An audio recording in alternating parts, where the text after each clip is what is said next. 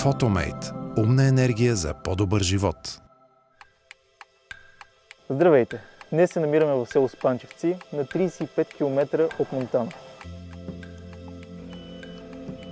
Днес ще инсталираме 97 кВт-часовата батерия на Huawei, която ще е първата в България.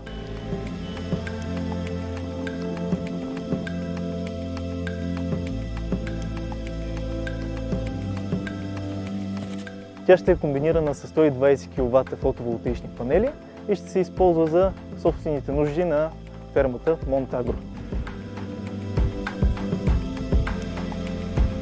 Тъй като сме в регион, където има проблеми с електрозахранването, а и непрекъснато несигурността с каква ще е цената, идеята е да бъдем абсолютно енергийно независими в процеса на развитие на нашата ферма, на нашия обект. Ние дневно консумираме между 300 и 400 кВт електроенергия, като в вечерните часове имаме пикове, когато имаме доилни мероприятия. Точно този момент ще го обере батерията, като в момента започваме с 100 кВт, в последствие може би ще бъде надградена, защото имаме нови планове, ново развитие, всичко да мине на енергия, която да си бъде произведена от нас.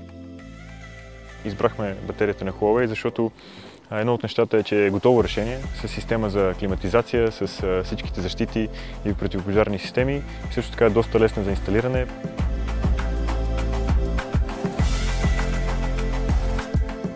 За един ден може да се инициализира цялата система от механичната сглобка до софтуерното програмиране. След завършване на инсталацията, това е външния вид. От лявата страна се намира постоянно токовия преобразовател, в центъра се намират двете климатични тела и отдясно се намира инвертор. Отвътре батерията се състои от няколко части. Горе имаме система за отвеждане на вредни газове и запалими. Под нея се намира климатичното тяло. Това е системата за пожарогасене. Това са постоянно токовите захранвания, които служат за електрониките в батерията.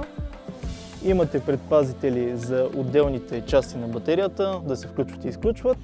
И съответно главни предпазители за DC и AC страна.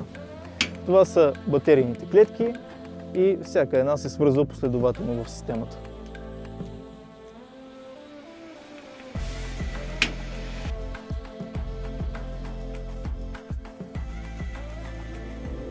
Photomate – умна енергия за по-добър живот.